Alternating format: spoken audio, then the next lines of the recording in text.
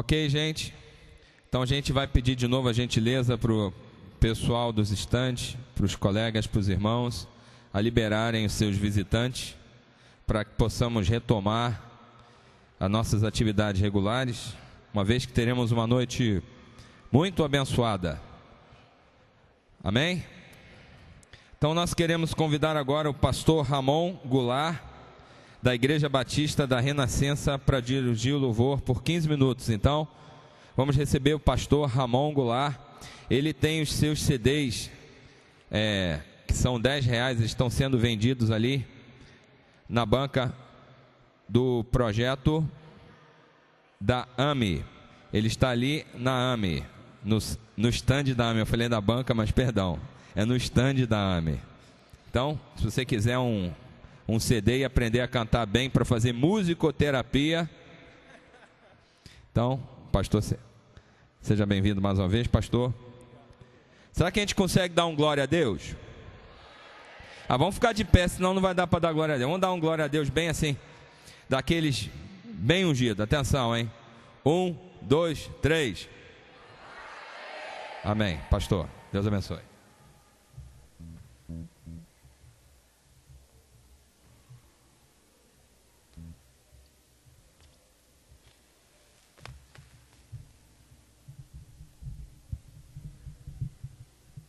A paz do Senhor, amém, queridos? Vocês estão tão bem quanto ontem? Estão bem mesmo? Bem? Ih, eu tô achando que vocês estão tão desanimados.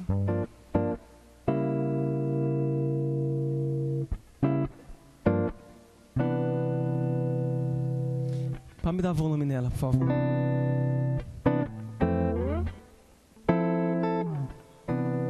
Obrigado.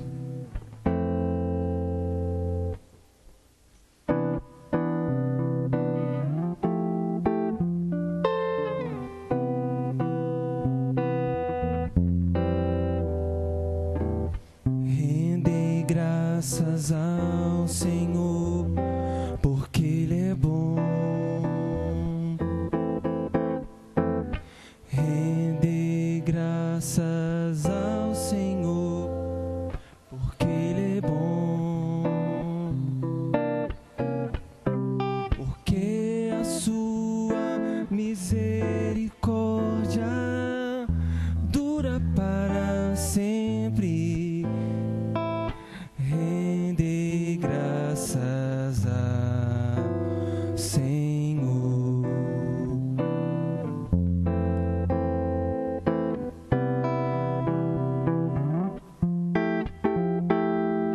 Rendei graças ao Senhor, porque Ele é bom.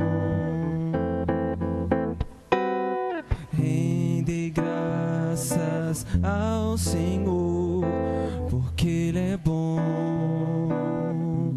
E Ele é muito bom, que a sua misericórdia dura para sempre. Rendei graças ao Senhor, porque a sua misericórdia dura para sempre.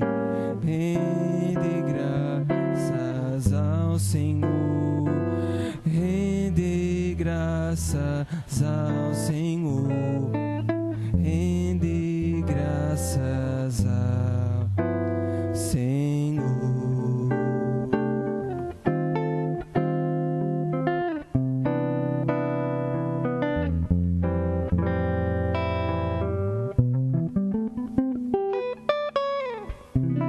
Amém, queridos? Glória a Deus. Tem feito coisas maravilhosas nas nossas vidas. Essa música é uma música bastante conhecida. E eu até sugeri a Soraya que nós cantássemos ela, porque assim como a Dignas de Glória, tem músicas que são tão velhas, mas são tão boas, que a gente tem que fazer uma lipoaspiração nelas. Tem que fazer uma plástica nelas, para dar uma melhorada nelas, para elas ficarem mais atuais. Então isso aí vocês conhecem, amém? Então eu preciso que vocês me ajudem nas palmas, tá?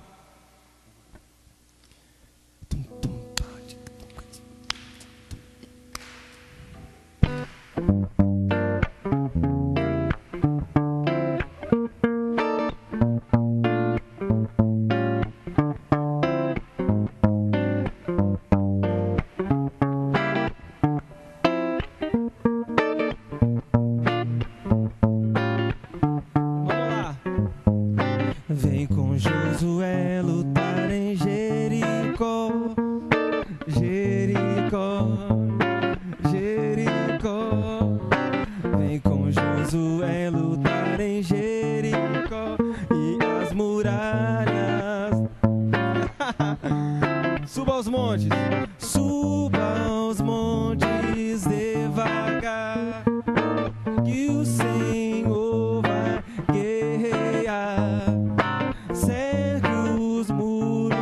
Para mim, pois Jericó chegou ao fim.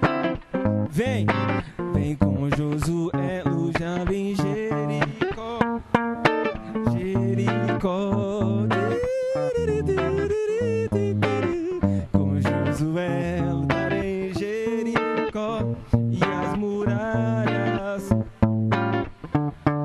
as trombetas, as trombetas.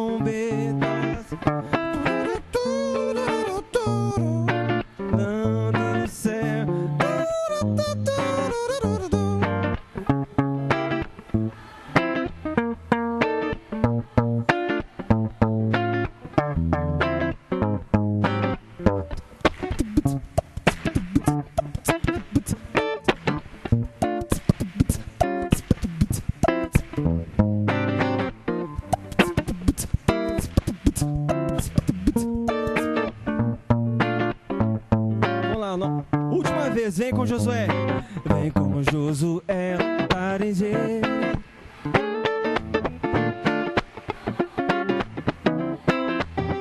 Vem, vem, vem. E as muralhas ruirão. Amém.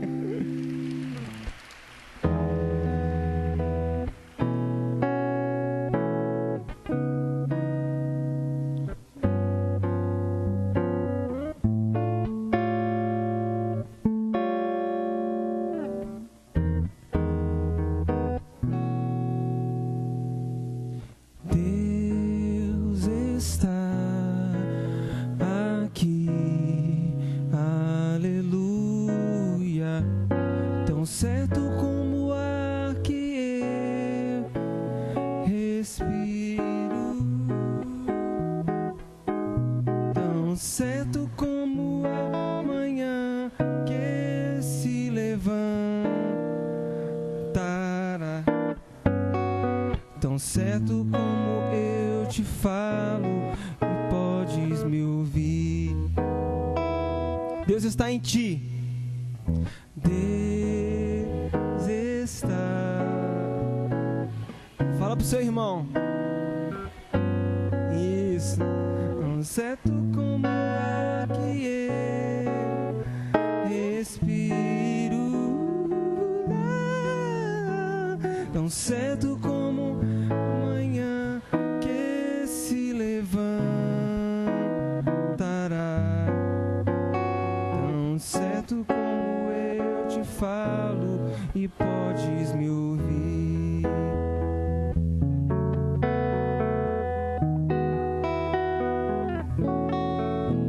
Deus está em nós, aleluia. Tão certo como que eu respiro, tão certo como amanhã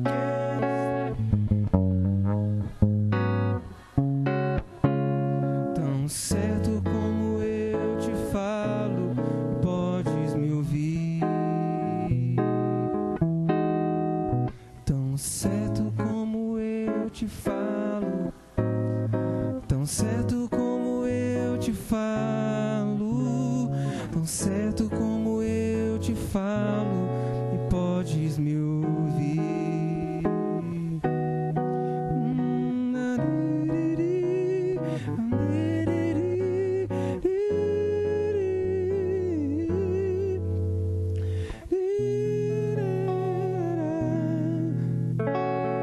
Deus está aqui. Amém, queridos? Que Ele continue com vocês através dos preletores, através de todas as palavras que forem ser faladas aqui. Em nome de Jesus Cristo, eu agradeço a oportunidade de poder vos assentar.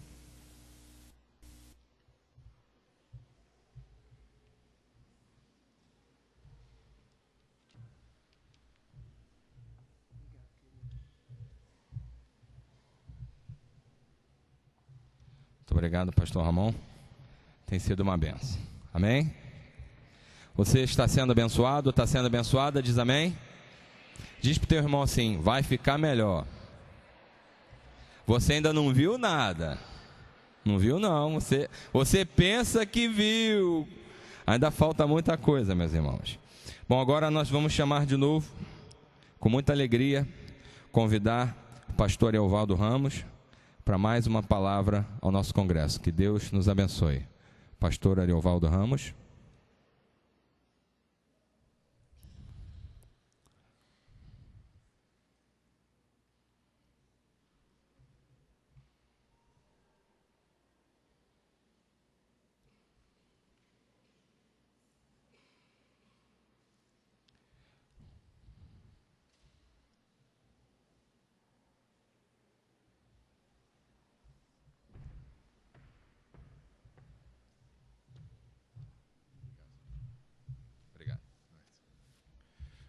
Boa noite, graça e paz.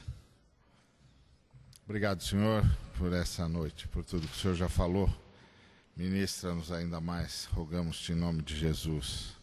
Amém. Vamos abrir as nossas Bíblias em Gênesis capítulo 3.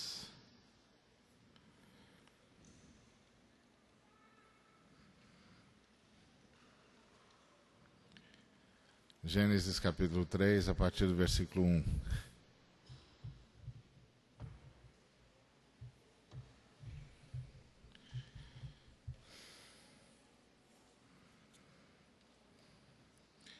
Mas a serpente, mais sagaz que todos os animais selváticos que o Senhor Deus tinha feito, disse à mulher: é assim que Deus disse: não comereis de toda a árvore do jardim?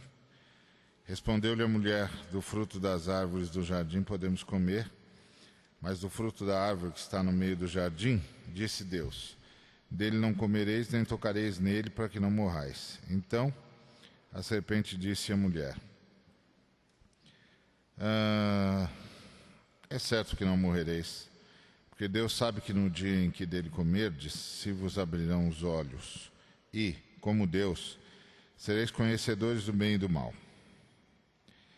Vendo a mulher que a árvore era boa para se comer, agradável aos olhos, e árvore desejável para dar entendimento, tomou-lhe do fruto e comeu, e deu também ao marido, e ele comeu. Abriram-se então os olhos de ambos, e percebendo que estavam nus, coseram folhas de figueira e fizeram cintas para si. Quando ouviram a voz do Senhor Deus, que andava no jardim pela viração do dia, esconderam-se da presença do Senhor Deus, o homem e sua mulher, por entre as árvores do jardim. E chamou Deus ao homem e lhe perguntou: onde estás?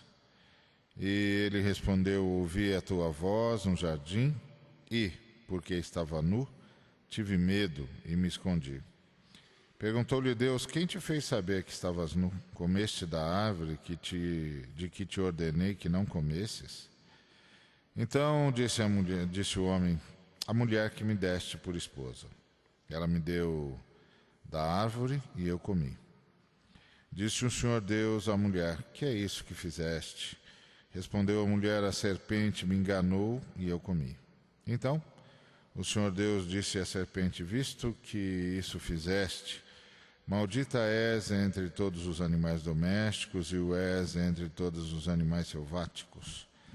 Rastejarás sobre o teu ventre e comerás o pó todos os dias da tua vida. Porém, inimizade entre ti e a mulher, entre a tua descendência e o seu descendente. Este te ferirá a cabeça e tu lhe ferirás ao calcanhar.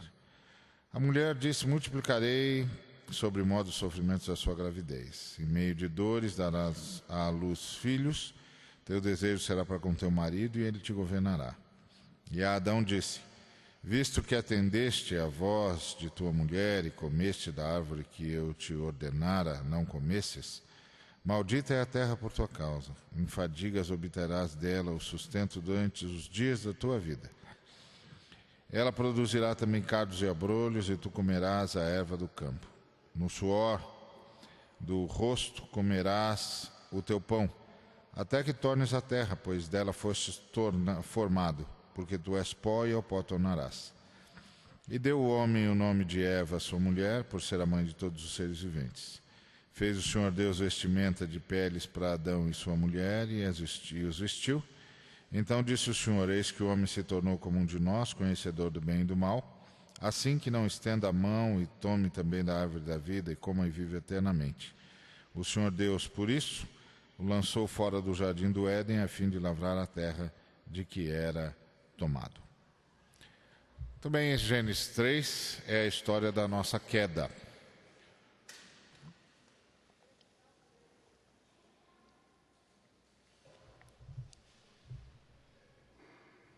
E é o começo da nossa doença. Por que precisamos de cura? Por que precisamos de um Salvador? Você sabe que a palavra soter, que quer dizer Salvador na língua grega, é a mesma palavra para saúde, não é? Então, Jesus é o Salvador e é o curador. Mas por que nós precisamos de cura? Bom, porque estamos doentes. E qual é a nossa doença?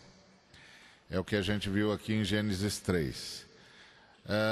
Gênesis 3 ela é a história da queda, mas não é em Gênesis 3 que está a teologia da queda. A teologia da queda está em Romanos 3. Em Gênesis 3 você tem a história da queda e já vê Deus agindo como um Deus curador, um Deus salvador.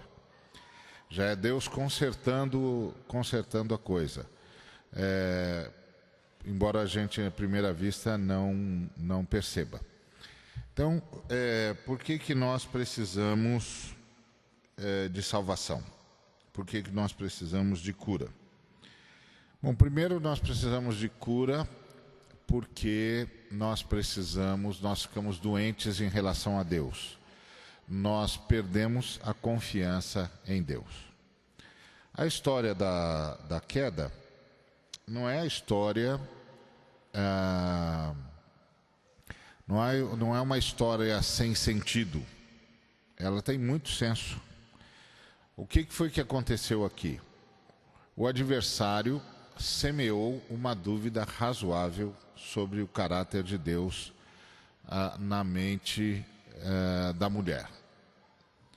Por quê? Porque ele disse: é certo que não morrereis. Isso é uma afirmação grave, porque Deus havia dito que se comessem da árvore morreriam, do fruto da árvore morreriam, e aí alguém vem e diz: é certo que não morrereis? Que tem uma dúvida razoável. Quer dizer, tem uma dúvida. Para ela se tornar razoável, tem de ter uma explicação. E qual é a explicação que a serpente dá? A explicação que o inimigo dá é de que Deus é vaidoso e orgulhoso. E que ele não quer ninguém como ele. E ele disse, ele sabe que o dia que vocês comerem, vocês serão como ele. Ele não quer ninguém como ele. Por isso ele mentiu para vocês. É uma dúvida razoável. E por que eles não perceberam que podiam estar diante de um ataque? porque ele estava disfarçado atrás da serpente. Você lembra que o Senhor, quando botou o casal no jardim, ele disse que era para guardar o jardim. Era para lavrar e guardar o jardim. Aí a pergunta que o texto suscita é: guardar do quê? Está tudo muito bem? Eles dominam sobre as aves, sobre os peixes, sobre os animais selváticos, sobre tudo. Então, guardar do quê? Então, o que esse texto sugere para a gente é que eles foram informados de que havia um adversário a enfrentar. E aí, por que o adversário se traveste na serpente? Porque a serpente faz parte do jardim. Tinha acesso direto ao jardim também. E aí o casal não está prevenido contra alguém que faz parte do jardim. E aí a conversa vai evoluindo e é lançada uma dúvida razoável sobre o caráter de Deus. E a mulher, ela faz uma decisão científica. Porque ela olha para o fruto e vê que no fruto não há nada de diferente em relação aos outros frutos. E ele ainda é desejável para dar conhecimento. Ela é uma pesquisadora.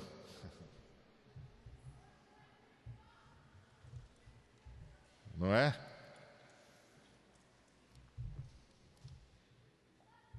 Mas não tem nenhum problema em ser pesquisador, porque a primeira tarefa que Deus deu à humanidade foi de fazer pesquisa. Deus disse para a humanidade, para o primeiro casal, conheça o planeta. É o seu planeta, vai lá e dê nome aos animais. A gente, quando lê isso, a gente lembra do tempo da escola dominical, né? E que a gente dizia para as crianças: aí passou o boizinho e o homem disse, vai se chamar boi. E aí passou o elefante, vai se chamar elefante e tal. Mas, na verdade, o que Deus pediu para o casal é o mesmo que a gente pede para os nossos biólogos, o mesmo que a gente pede para os nossos pesquisadores, que nos desvendem o planeta, que digam para a gente que espécie é o que é bom, o que é mal, quantos reinos tem nesse planeta, como é que eles estão ordenados, como é que eles estão classificados, como é que a gente distingue um do outro, por que a gente tem de distinguir. É um trabalho científico. A primeira coisa que Deus fez para a humanidade foi dar uma tarefa científica. Pesquisa, domina o planeta, descubra o que tem aqui e tire a sua própria conclusão. E o macho volta com o planeta na mão, como um bom pesquisador, e diz: sei tudo sobre o planeta, classifiquei as espécies, nomeei, fiz toda a nomenclatura, está tudo classificado, está tudo certinho. E uma coisa triste só eu descobri, é que eu estou sozinho. Mas o resto tudo está tudo ok, já entendi o planeta. E aí o Senhor faz-lhe a companheira. E o texto descreve o que a gente chamaria hoje de uma operação cirúrgica, porque ele toma uma anestesia geral, cai em profundo sono. Deus vai, tira uma parte dele. Como engenheiro dos engenheiros genéticos, Deus não desperdiça embrião, sabe exatamente o que fazer e como fazer. E aí duplica o primeiro ser humano, faz um clone. E como ele é um engenheiro dos engenheiros genéticos, ele faz desabrochar no segundo ser o que não havia feito desabrochar no primeiro, de modo que eles se tornam complementares. E aí eis o homem à imagem e semelhança de Deus. Porque nós somos imagem e semelhança de Deus. E por que nós somos imagem e semelhança de Deus? Nós somos imagem e semelhança de Deus, hoje nós já vimos uma parte disso, porque nós somos seres conscientes de nós e do outro, somos seres racionais, somos seres moralmente responsáveis. E Mas isso não é tudo que nós somos. Porque se o que nos caracterizasse como imagem e semelhança de Deus fosse apenas essas características que eu acabei de citar, os anjos também seriam imagem e semelhança de Deus. Porque os anjos também são seres moralmente responsáveis, porque eles serão julgados. E só seres moralmente responsáveis podem ser julgados. Eles também são seres conscientes de si e do outro. E eles também são racionais, porque é possível dialogar com eles. Só que deles não é dito que eles são imagem e semelhança de Deus. Então, o que é que nós temos que os anjos não têm? Não é a questão do corpo, porque os anjos também podem assumir a forma corpórea. Então, o que é que a gente tem que os anjos não têm? Talvez seja a ausência de asas, não sei. Mas não, o fato é que Deus é uma família, Pai, Filho e Espírito Santo. Criou algo à sua imagem e semelhança, tinha de criar outra família. Deus é uma comunidade, Pai, Filho e Espírito Santo. Criou algo à sua imagem e semelhança, tinha de criar outra comunidade. Deus é uma unidade de 3.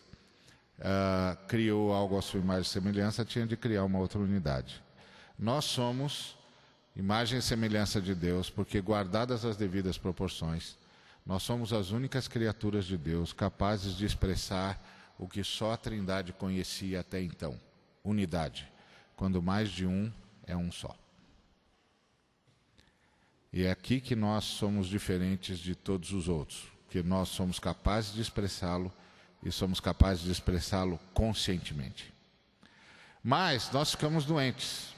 Primeiro, nós desconfiamos de Deus, aceitamos uma dúvida razoável sobre o caráter de Deus. Segundo, nós perdemos a unidade entre nós. A primeira coisa que aconteceu foi que os olhos deles se abriram e eles viram que estavam nus e foram se cobrir. De fato, foram se proteger um do outro. A unidade morreu ali. Antes, eles se viam um como a extensão do outro, e eles eram mesmo. Porque, de fato, Deus só criou uma vez, não criou duas. Ele só manipulou o barro uma vez e só soprou uma vez. O sopro que sustentava o macho sustentava a fêmea. O barro do qual o macho foi formado estava presente na fêmea também. Não tem duas criações, só tem uma, é a unidade.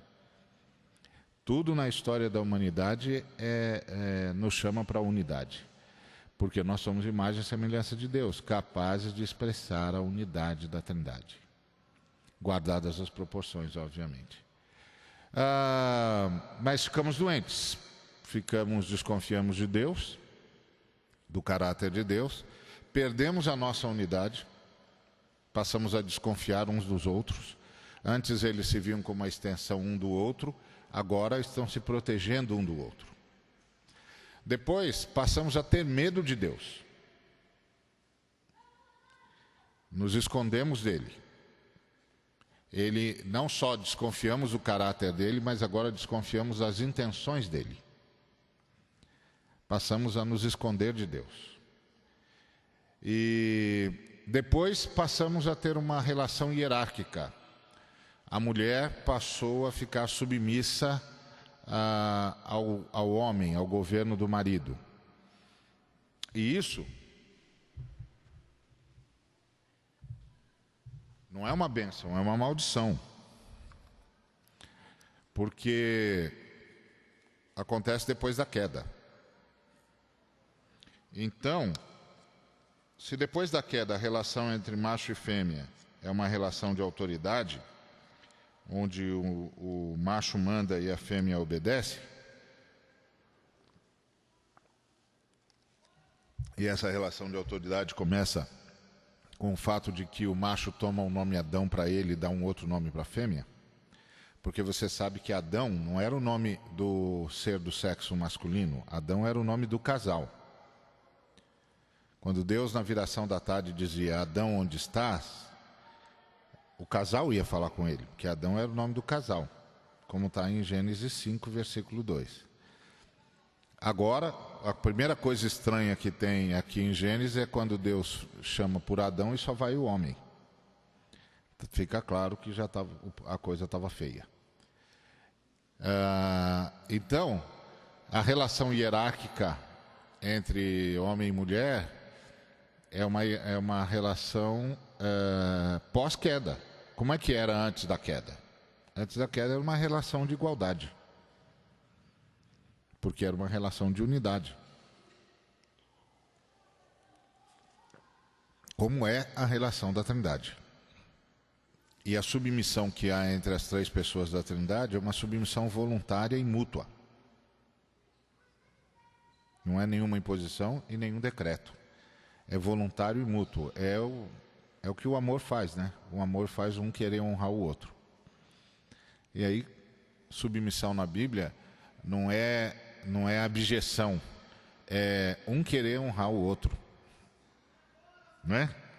Se a gente levasse isso a sério, nós teríamos, por exemplo, dois crentes teriam um grande problema para entrar no elevador, porque um iria querer que o outro entrasse primeiro. Mas como nós não levamos a sério, a gente não tem esse problema no elevador, mas tem problema em todas as outras áreas. Então a relação era uma relação de unidade. Essa relação hierárquica é uma enfermidade também. Depois ficamos doentes porque perdemos nosso seguro contra a morte. Porque antes nós nunca fomos imortais, mas nós tínhamos um seguro contra a morte. A gente estava no jardim e ali no jardim a gente nunca morreria, e mais a gente iria ficar ali, crescer ali, até conhecer todo o propósito de Deus para conosco e provavelmente nos tornarmos um com Ele, como Jesus Cristo veio fazer milênios depois. Então, por que precisamos de um Salvador? Por que precisamos de saúde? Porque perdemos a saúde. Perdemos a saúde em relação a Deus, não acreditamos, não desconfiamos do caráter dele e das intenções dele. Perdemos a saúde em relação a nós, passamos a nos proteger um do outro.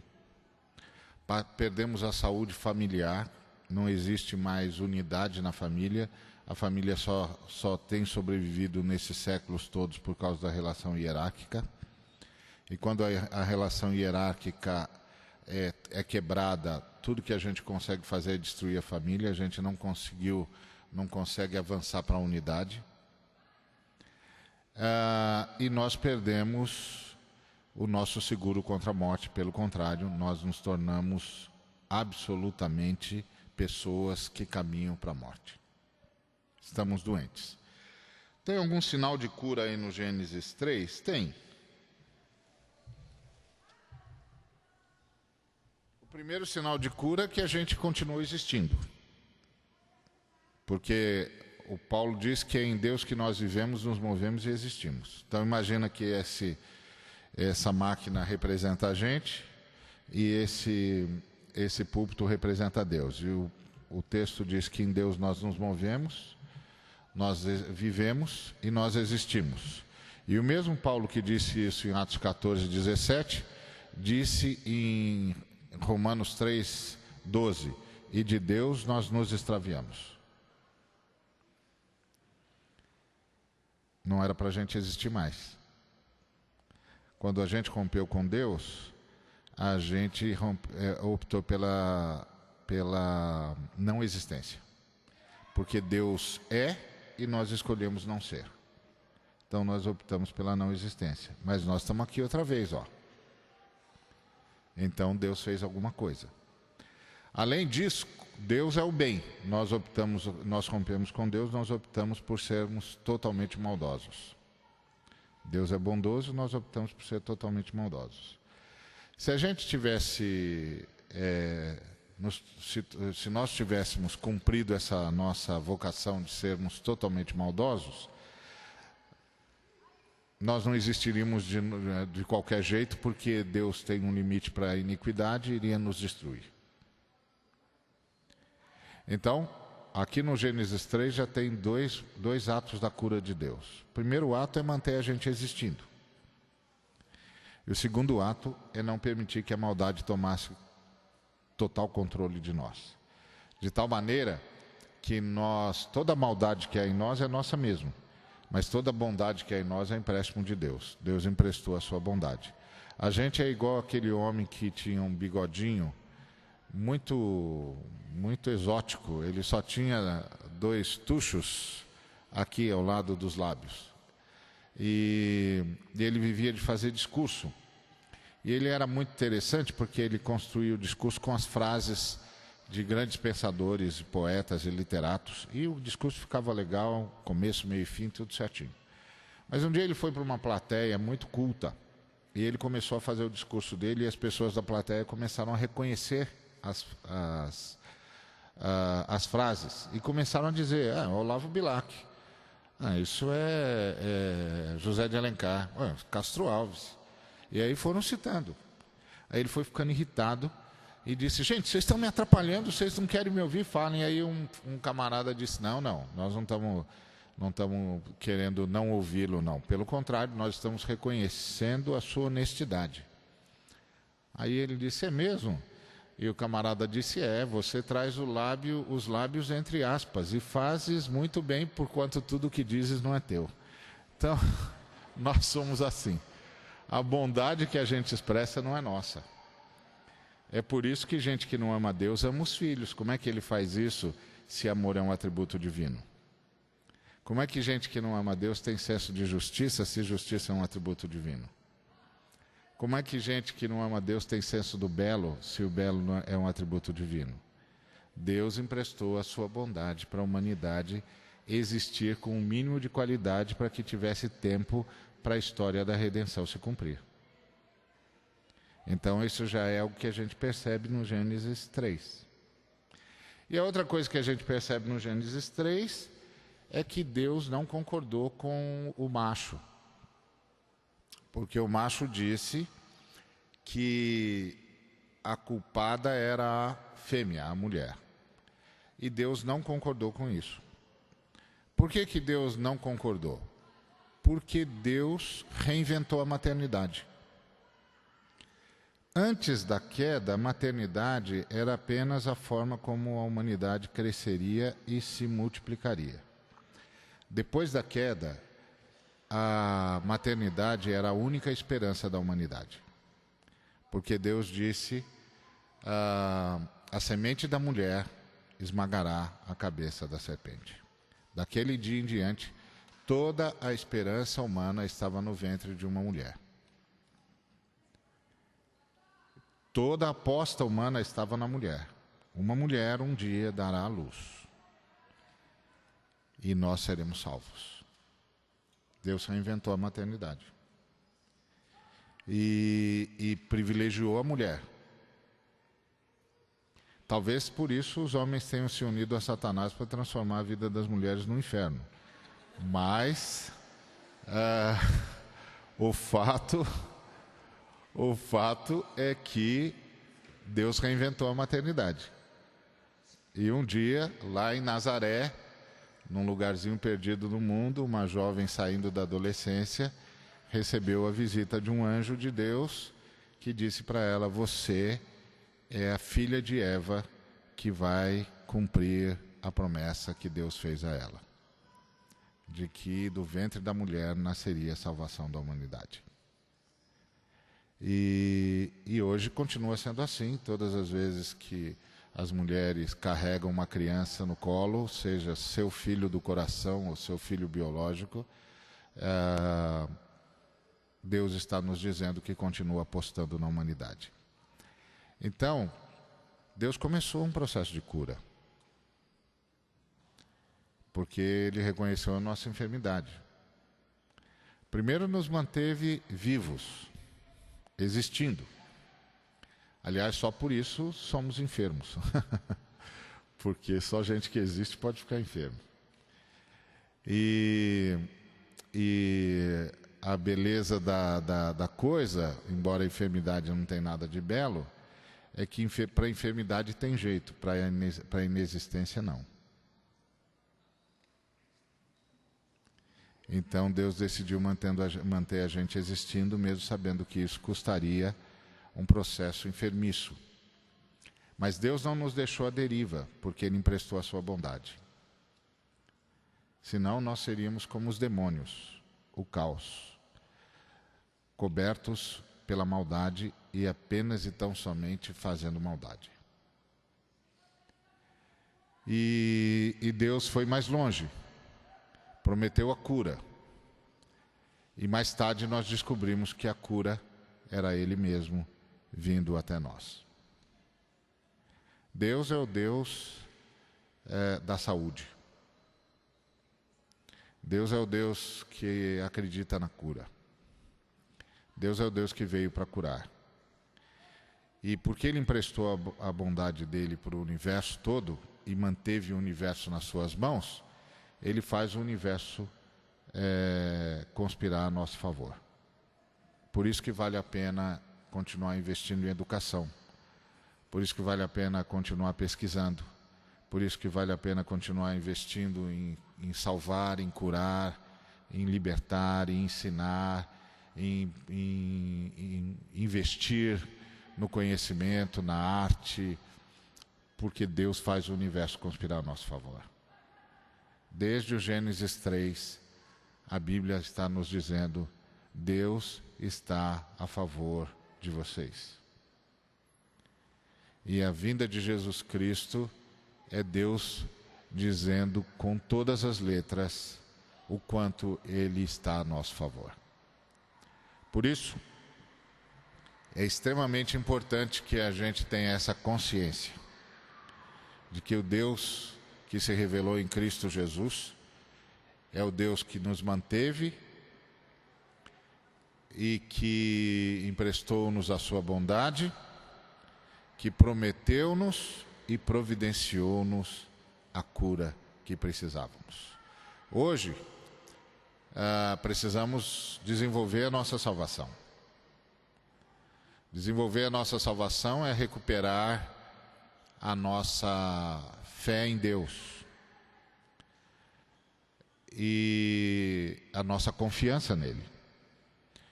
E entendermos que fizemos uma grande bobagem rompendo com ele. Tem gente que diz assim: mas aí a gente não saberia a diferença entre o bem e o mal. Não é verdade. O primeiro casal sabia a diferença entre o bem e o mal. Se você fosse visitá-lo e perguntasse o que pode e o que não pode, eles te diriam.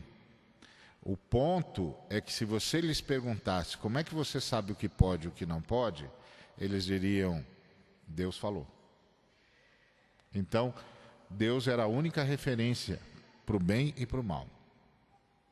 O que o inimigo ofereceu-lhes não foi conhecer a diferença entre o bem e o mal, foi tornarem-se a si mesmos a sua própria referência de bem e de mal. E quando nos tornamos a nossa própria referência de bem e de mal, nós imediatamente nos pusemos em estado de guerra. Porque o que é bem para mim pode não ser para você. E aí, quem vai dar o tom da conversa? Eu ou você? Pronto, estamos em estado de guerra. E essa é outra enfermidade. Então, recuperar a confiança em Deus é devolver a Deus a prerrogativa de ser a única referência de bem e de mal novamente. Então, precisamos recuperar isso. Precisamos recuperar a unidade humana. Voltar a ter um relacionamento de igualdade e de unidade e não mais de hierarquia. Precisamos recuperar a beleza da unidade, de modo que não nos sintamos mais em guerra um com o outro, e principalmente nesse corte de gênero. Precisamos recuperar o planeta, porque o planeta se tornou maldito por nossa causa. E agora toda a criação geme, esperando que os filhos de Deus façam alguma coisa, como disse o apóstolo Paulo em Romanos 8, a partir do versículo 19. Jesus Cristo veio como o grande remédio de Deus. para curar-nos de todas essas enfermidades, de dentro para fora e de fora para dentro, porque ele não veio apenas curar um indivíduo, veio curar a comunidade, e não veio só curar a comunidade, veio curar o ambiente. Então, nós precisamos de cura, e Deus é a nossa cura, e quer nos fazer realmente agentes de uma grande cura, que passa por todos os relacionamentos e por todas as áreas que afetamos e pelas quais somos afetados. Que Deus nos abençoe.